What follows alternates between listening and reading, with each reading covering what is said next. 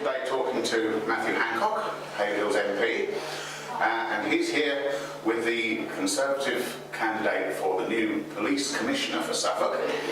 And so I wanted to ask him one or two questions about policing in Haverhill.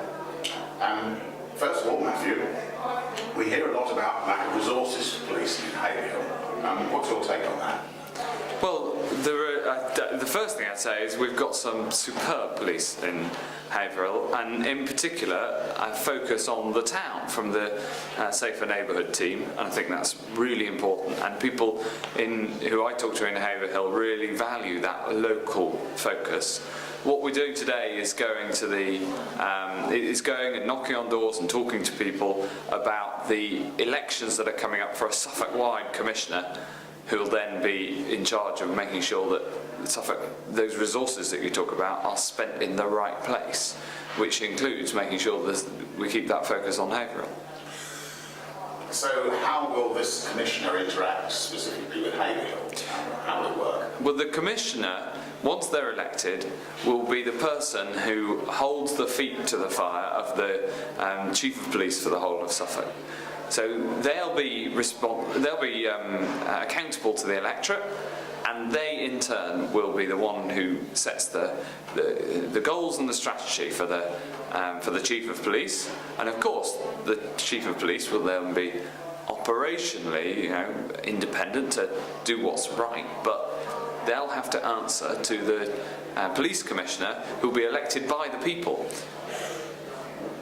If people in Haverhill were dissatisfied for any reason with any element of their policing, is it possible for them to access this commissioner directly? Yes, I mean, a bit like MPs who are elected, and so you've got to be, it's part of the job, to talk to people, to go out and meet them, and of course to be here having surgeries as I do regularly. And I hope that the elected police commissioner will do all of those things, because after all, in 4 years' time, they'll need your votes if they want to get re-elected. And that means that policing will be much more responsive to what people want, instead of to some bureaucracy up in London. So, would you like to tell us a bit about your candidate? Well, our candidate, Tim Passmore, he's worked very hard as a councillor, but he's also run one of the cross Suffolk business bodies, so he knows all parts of Suffolk well. I've worked with him here in Haverhill in the past, so he knows Haverhill, and I think he'd be an excellent candidate. And he's the sort of person you need, somebody who's tenacious and going to make sure that when the Chief of Police is deciding how to spend the money that he's got, that he thinks about what people want, not just what the bureaucrats want in London.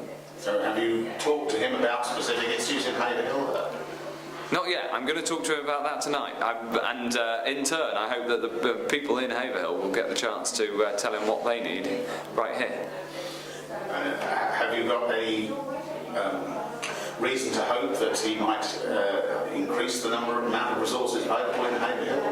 Well, I hope that he focuses on getting police on the front line instead of some of the more expensive back office operations. I hope that he makes sure that Haverhill gets its fair share, and I hope that especially that policing here is visible, because Haverhill is often is a place where there's a great strength of community, but there's also problems, and we've got to make sure that we've got the police to tackle it. Finally, a lot of the interaction between the community and the police at the moment goes on through the public meetings of the Safer Neighbourhood team. Yeah. Is that the sort of thing that you're in favour of, and your commissioner might be in favour of continuing, do you think? I'd certainly hope he's in favour of that. I think for the police to do their job well, they've got to be part of the community, and so regular meetings that people can go to, where they can feed back directly to the team or through the commissioner, are very much the way forward. Because what we need is a police service that responds to local need, and our team on the ground do that brilliantly, I think, here in Haverhill. But we need to make sure that that's the focus, rather than some targets set in London. And let's respond to what the people of Suffolk want.